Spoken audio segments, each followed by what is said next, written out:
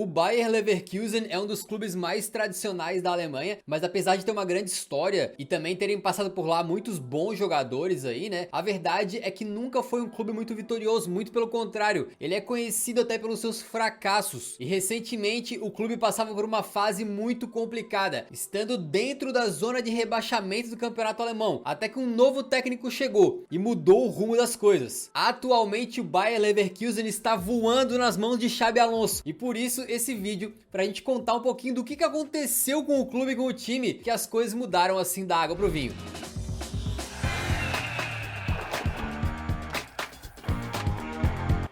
Só que antes da gente se adentrar nesse assunto, a gente tem que dar um contexto histórico para vocês. E o Bayer Leverkusen disputa a Bundesliga nesse formato mais contemporâneo desde 1979. Só que o clube foi fundado em 1904 por funcionários da Bayer, exatamente a gigante farmacêutica que tinha sede na cidade de Leverkusen. Por isso que o time chama Bayer Leverkusen. O clube surgiu como um multiesportivo ali, foi só em 1907 que o futebol foi adotado. E um ano depois, a empresa Bayer permitiu que o clube então usasse o símbolo da empresa, né, também no seu logo. Os primeiros anos do Leverkusen foram de pouco sucesso, sempre disputando ali divisões inferiores do futebol alemão, e levou um tempo até que eles conseguirem voos maiores, né. A virada de chave veio nos anos 50, quando os Leões subiram pela primeira vez para Oberliga West, que na época era a elite do futebol alemão, e passaram a estar junto dos principais times de futebol do país. A sala de troféus do Leverkusen não é impressionante não, e de títulos do primeiro escalão, eles têm apenas dois, uma Liga Europa lá em 1988 e uma Copa da Alemanha em 1993, e o peso de ter essa sala de troféus meio vazia acabou rendendo para eles um apelido bem pejorativo, o de Neverkusen. É uma brincadeira com a palavra never, que significa nunca em inglês, né? Um apelido carinhoso para dizer que o Bayer Leverkusen nunca é campeão de nada, nunca consegue ganhar nada. E realmente meio que o apelido se justifica, tá? Porque o clube tem uma relação íntima com o fracasso, digamos assim. Das 4 finais de Copa da Alemanha que disputaram, foram vice em 3. Já na Bundesliga, muitas vezes a gente zoou o Borussia Dortmund por estar sempre ficando atrás do Bayern de Munique e tal, mas se liga, o Leverkusen foi vice do campeonato alemão em 1997, 1999, 2000, 2002 e 2011. E em 3 dessas vezes aí, eles ficaram atrás justamente do Bayern. E não faltaram grandes jogadores jogando por lá, tá? Como o próprio Zé Roberto, brasileiro aí, né? O Ballack, entre outros. Mas justamente quando esses caras faziam parte do elenco, foi que o Leverkusen passou por quase a melhor fase, que no final das contas acabou sendo talvez a fase mais lamentável. Porque na temporada 2001-2002, eles tiveram um grande time e foram pra final da Copa da Alemanha, foram pra final da Champions League e disputaram a Bundesliga até o final e perderam as 3 competições. Exatamente, nessa temporada o Bayer Leverkusen foi trivice, e a partir dali, amigo, o apelido de Neverkusen nunca mais descolaria. Então o Leverkusen é um clube acostumado com os traumas, né, com esse sentimento de morrer na praia, de deixar os títulos escaparem e tal. Mas recentemente chegou por lá um novo homem que parece capaz de poder mudar o destino, né, que é o Xabi Alonso. Como jogador, ele dispensa comentários, né, extremamente vencedor e líder dentro de campo, se aposentou no Bayern de Munique em 2017, depois de uma carreira muito vitoriosa aí por Liverpool, Real Madrid, além da própria seleção espanhola, onde ele foi campeão do mundo e bicampeão da Eurocopa. Depois de pendurar as chuteiras, o Xabi Alonso, que era volante nos tempos de jogador, começou a se preparar para virar técnico, né? E a sua primeira função foi comandando ali o Sub-13 do Real Madrid. Até que em 2019 ele assume o time B da Real Sociedad, que na época disputava a 3ª divisão espanhola, e foi lá que ele começou a chamar atenção porque conseguiu subir de divisão com o time depois de 59 anos, o que fez que ele já passasse a ser cogitado, especulado em clubes maiores da Europa, e também fez com que ele entrasse aqui na nossa lista de jogadores que poderiam se tornar grandes técnicos. Um vídeo antigo aí do Eurofoot, que em alguns pontos acertou, em outros errou feio, tá? Logo depois do acesso, a Real Sociedad B do Xabi Alonso acabou sendo rebaixada novamente. Porém, o Xabi continuou recebendo elogios pela imprensa europeia, até que no final de 2022 ele aceitou assumir o seu primeiro time principal, profissional, o Bayer Leverkusen. O Xabi Alonso chegou então no clube para substituir o ex-técnico Gerardo Seoane, e quando ele chegou lá no dia 5 de outubro de 2022, a situação do time era absolutamente lamentável. Em 8 jogos na Bundesliga, o Leverkusen estava na vice-lanterna do torneio, com apenas 5 pontos marcados, uma vitóriazinha só e uma surra de 4-0 pro Bayern de Munique. Isso sem contar que eles tinham tido uma eliminação vexatória na Copa da Alemanha pro Elversberg Wolfsberg, na época, um time de terceira divisão. E foi nesse caos aí que o Xabi Alonso estreou então 3 dias depois de chegar. E já no primeiro jogo conseguiu um grande resultado, metendo 4 a 0 para cima do Schalke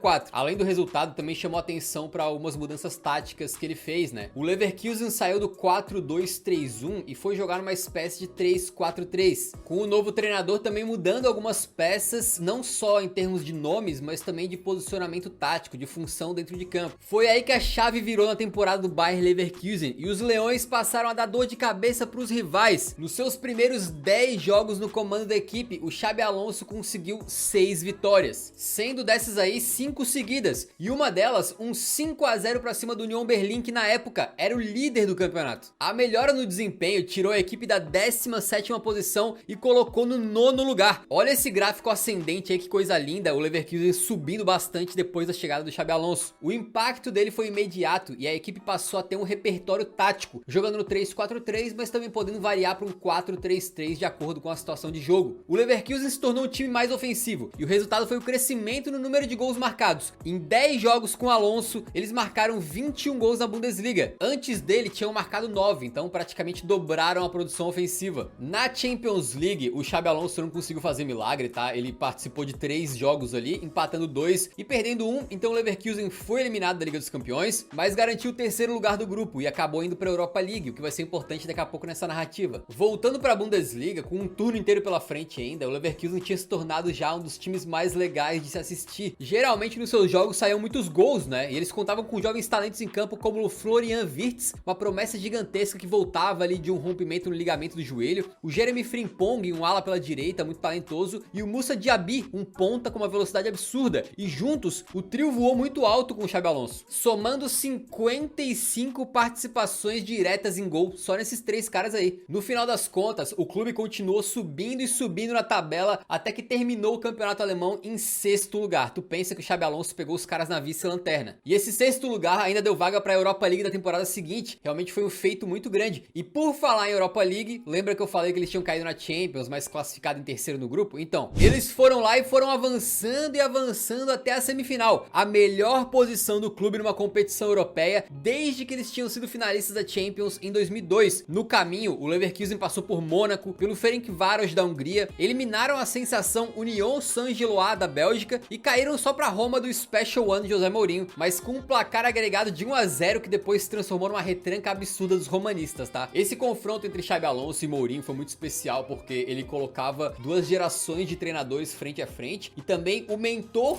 e o aluno. Segundo as palavras do próprio Xabi Alonso, tenho a influência de todos os treinadores que tive e eu tive a sorte de estar com alguns dos melhores. Todos eles deixaram a sua marca em mim. O reencontro com o Mourinho será especial porque foi ele que me ensinou a convencer uma equipe e a ser líder. O trabalho do Xabi Alonso naquele momento era tão especial que se a gente contasse a pontuação dos clubes apenas depois que ele chegou no comando do Leverkusen, né, ele teria a 4ª melhor campanha do campeonato alemão, só atrás de Bayern, Dortmund e RB Leipzig, mostrando como ele conseguiu tirar muito desempenho de jogadores que estavam desacreditados, né, estavam na zona de rebaixamento, e com basicamente o mesmo grupo de jogadores ele fez o time render, mas ele conseguiria ir além ainda na temporada seguinte, porque para 2023-24 ele conseguiu sentar com a diretoria e pela primeira vez fazer as contratações dele, digamos assim, né? E a forma dele de pensar acho que bate bastante com a do clube, porque eles priorizam jovens talentos, né? E atualmente na temporada 23-24 o Leverkusen é o 4º time na Bundesliga com a menor média de idade do campeonato. E quando a gente olha pro elenco do clube, vamos ver que dos 27 jogadores, apenas 4 têm 30 anos ou mais. E essa filosofia de contratar caras mais jovens não é nada novo pro Leverkusen, né? Vale lembrar que eles não estão nem entre os 10 clubes com maior torcida na Alemanha.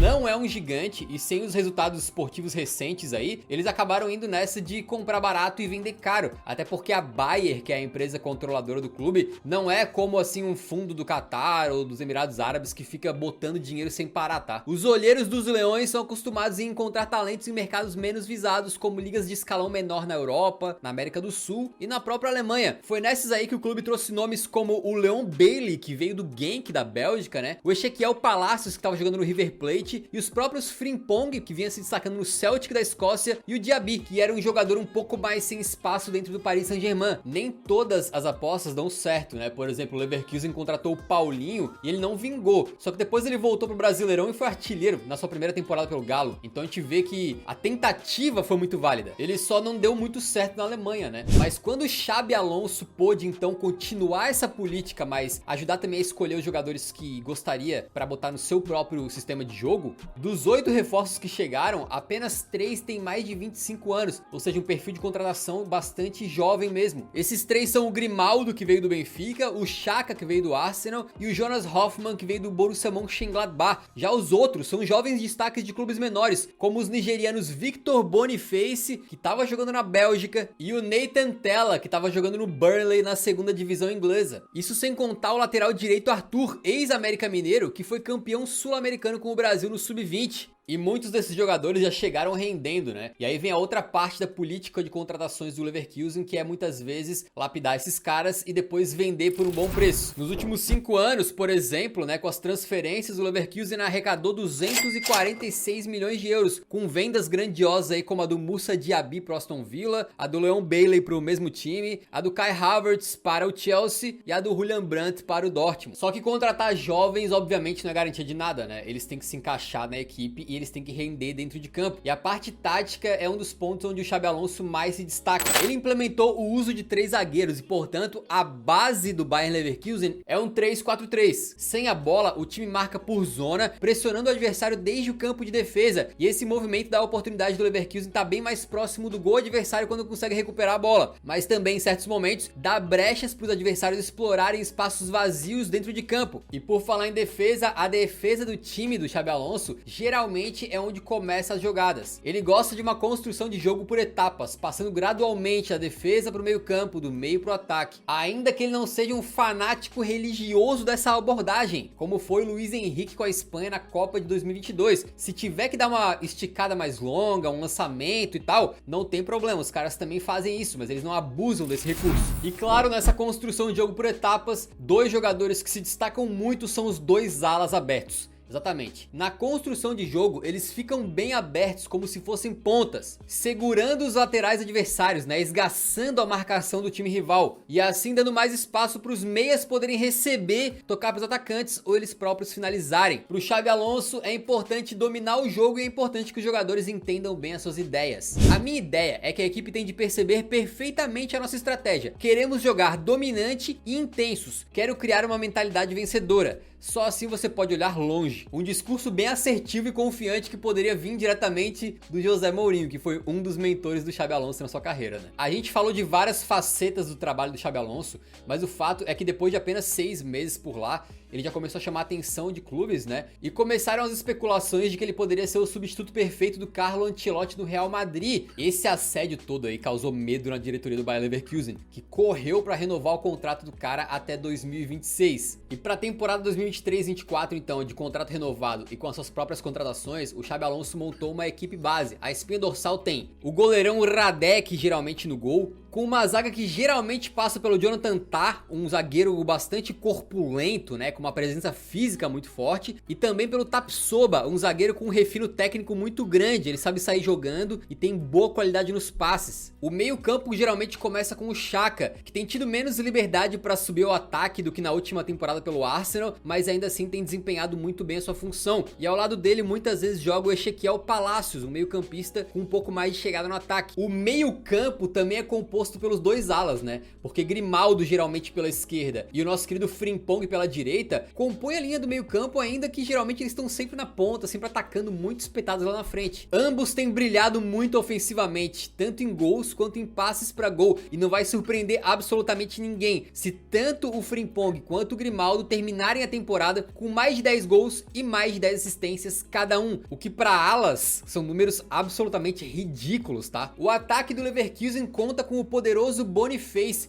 um nigeriano de 22 anos que logo nos seus 6 primeiros meses de clube já participou diretamente de mais de 20 gols. Ele é muito forte, muito potente e às vezes me lembra até um pouquinho o estilo de jogo do Lukaku. Enquanto por ali também, como uma espécie de meio atacante ou meio ofensivo, tá o Florian Wirtz, que é a joia desse time. Um cara de apenas 20 anos, com um futuro absolutamente gigantesco pela frente. Esses são os principais destaques, né? Ainda que a gente possa falar aqui do Jonas Hoffmann, um cara que já chegou veterano no Leverkusen e tem rendido bem, ou do próprio Koscielny, que é um zagueiro muito jovem que também tem tido espaço cada vez maior dentro da equipe. E o resultado desse time que o Xabi Alonso montou: dominação total da Bundesliga 2023-24. No momento da gravação desse vídeo, os caras estão indo para a pausa de inverno do campeonato alemão, na liderança do campeonato. São 13 vitórias em 16 jogos. Os caras não perderam nenhuma vez, sendo o único time invicto na Bundesliga até o momento. São 46 gols marcados, uma média próxima de 3 por jogo e apenas 12 sofridos, menos de 1 por partida. É a melhor defesa. E é bem verdade que o Bayern, com N no final, tem um jogo a menos, mas o Bayern sem N, Leverkusen, tem 4 pontos de vantagem na liderança do campeonato. Na Europa League as coisas não são diferentes. Dos 6 jogos na fase de grupos, o Leverkusen ganhou 6, marcando 19 gols, uma média superior a 3 por jogo, ou seja, líder no campeonato alemão e uma campanha impecável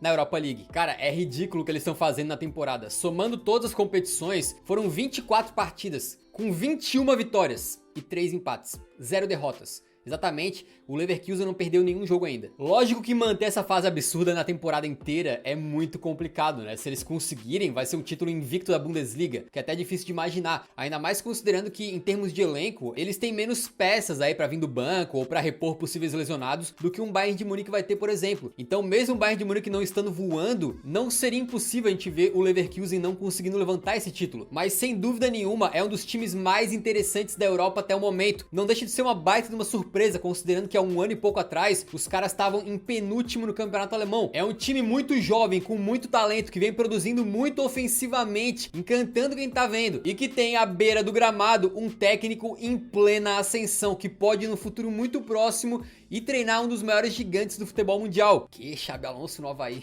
E não só ele, né? Quem sabe no futuro a gente não olha pra Xabi Alonso, mas também aí pro Wirtz, né? Pro Frimpong, pro Grimaldo, todos eles jogando aí em grandes clubes. E daqui uns 3, 4, 5, 6 anos a gente pensa, pô, lembra de que esses caras jogaram tudo junto? Independente do resultado final da temporada, o trabalho de Xabi Alonso no Leverkusen não deixa de ser brilhante. E algo pra gente continuar acompanhando com muito carinho. Se você curtiu esse vídeo, que é mais ou menos como a gente fez aquele do Brighton, né? E quiser saber mais quando um time menor ou mais desacreditado tá em ótima fase, deixa nos comentários. A gente também pode fazer o contrário de repente, quando um clube grande tá muito mal, tem alguma coisa esquisita acontecendo. A gente espera que você tenha curtido, deixa o like antes de sair, que ajuda muito o nosso trabalho. Nos vemos no próximo, então um grande abraço, falou!